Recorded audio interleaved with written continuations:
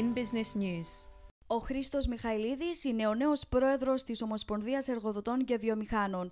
Οι εκλογές προηγήθηκαν της 53ης Γενικής Συνέλευσης της Ομοσπονδίας. Είναι η πρώτη φορά που γίνονται εκλογές στην Ομοσπονδία μετά από 12 χρόνια. Ο νέος πρόεδρος ανέφερε στο In Business News ότι το βάρος της ευθύνης που αναλαμβάνει είναι τεράστιο, ωστόσο θα εργαστεί με πίστη και δύναμη.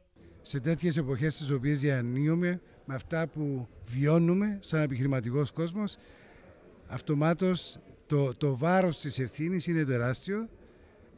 Χαίρομαι και είμαι περήφανος για το ήπιο κλίμα με το οποίο διεξήχθηκε η εκλογική διαδικασία. Στο επίσημο μέρος της συνέλευσης παρέστηκε μίλησε ο πρόεδρος της Δημοκρατίας Νίκος Αναστασιάδης. Επιδιώκουμε να μετατρέψουμε στο πιο σημαντικό σταθμό προς την εξυγίανση, τον εξυγχρονισμό και την ενόρθωση της κυπριακής οικονομίας. Η προσπάθεια μας είναι να μετατρέψουμε την κρίση σε ευκαιρία.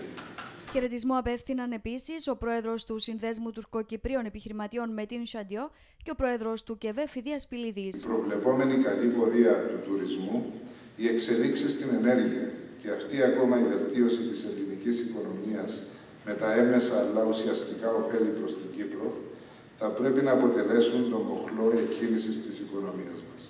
Ο αποχωρών πρόεδρος της ΟΕΒ Φίλιος Ζαχαριάδης παρουσίασε την κατάσταση στην οποία περιήλθε η οικονομία και ο επιχειρηματικός κόσμος κατά τη θητεία του και τόνισε την ανάγκη για επαναφορά της ρευστότητας στο χρηματοπιστωτικό τομέα και εξυγίανσης της οικονομίας. Εάν τα δημόσια οικονομικά ήταν σε καλύτερη κατάσταση όταν ξέσπασε η κρίση, τότε το κράτος θα βρισκόταν σε πολύ καλύτερη θέση να στηρίξει τις επιχειρήσεις και τις κοινωνικές ομάδες που δοκιμάζονται περισσότερο. Ο κ. Ζαχαριάδης εξήρε τις προσπάθειες των επιχειρήσεων και των εργαζομένων, ζητώντας από τον πρόεδρο της Δημοκρατίας να συνεχίσει με τη διαδικασία των μεταρρυθμίσεων και να τολμήσει τη ρήξη με το κατεστημένο προς όφελος της οικονομίας, των ανέργων και των μελλοντικών γενεών.